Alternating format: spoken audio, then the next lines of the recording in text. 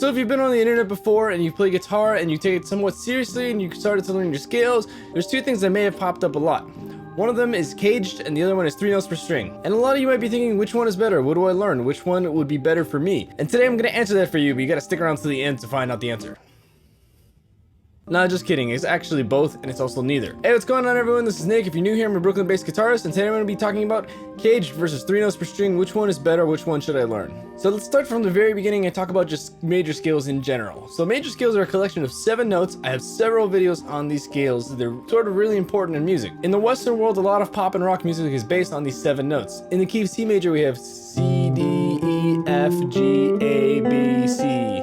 And each of these scales is organized by whole steps and certain intervals. And basically, the terms caged and 3 notes per string describe a way of organizing the guitar fretboard so you can play these scales. The reason why it's called caged is because you're playing the C major scale, but you're starting on C, A, G, E, D. So for example, we have C, and then we have A, and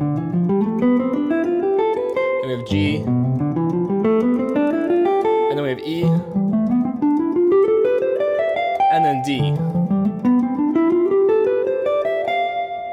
And what's cool about these is that there's 5 shapes, they all connected. They're all the same exact notes in the guitar, but on different positions of the fretboard. And you can take these shapes and move them up. For example, you can switch it to G major.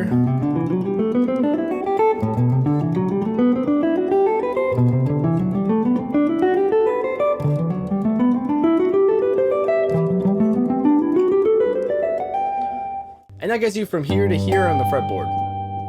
That's one way to organize the scales, but another way to do it is what's called 3 notes per string. Essentially, it's exactly how it sounds. You're going to play a scale and you're only going to use 3 notes per string. Once you hit the 3rd note, you're going to switch strings. So if we start on C, for example, we have C, D, E, that's 3 notes. Now we're going to move to the next string. F, G, A, 3 notes. B, C, D, E, F, G, A, B, C, D, E, F. With this one, we get a little bigger of a range than the cage system, which is a plus, but it's not necessarily the end-all be-all. Now, the reason why I said both is because when you focus on which one is better, I think you might be focusing on the wrong thing. These shapes are not necessarily the scales, they're a way of organizing the scales on the fretboard. But ultimately, if you want to really internalize the fretboard and really know your scales really well, then you're going to want to learn both of them, and you're going to want to basically be able to weave in and out. For example,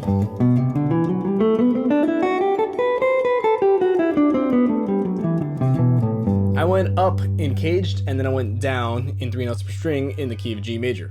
If you've seen my video on creative ways of practicing the major scale, you'll know all the scale patterns I like to do, and I do them with both caged and with 3 notes per string.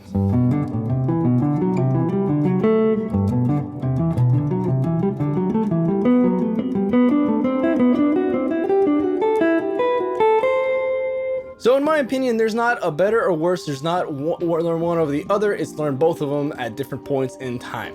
I learned cage first and I stuck by that for a while, and then I started learning 3 notes per string because I was like, oh cool, that's how people kind of jump up and down the fretboard. But already having the cage knowledge really helped me figure out where everything is. And remember, at the end of the day, it's all about the scales, it's all about getting this vocabulary under your fingers, these 7 notes all over the guitar fretboard.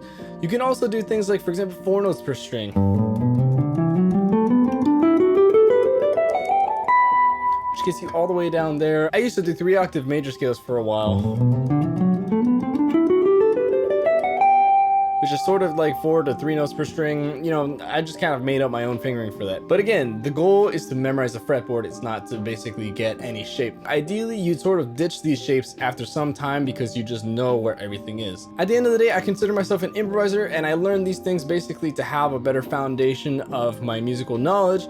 So that way when I'm improvising, I have more flexibility. I can really improvise rather than play a bunch of licks or scales. And if you want to know how to use scales to memorize a fretboard, check out this video I did on how to use scales to memorize a fretboard, where I go over 3 notes per string, the cage system, and all these other things, and how to basically use all that stuff to internalize the neck. So thanks so much for watching this short lesson. I really hope you've enjoyed this. If you have, please like and subscribe, leave a comment if you have any questions or any other video recommendations.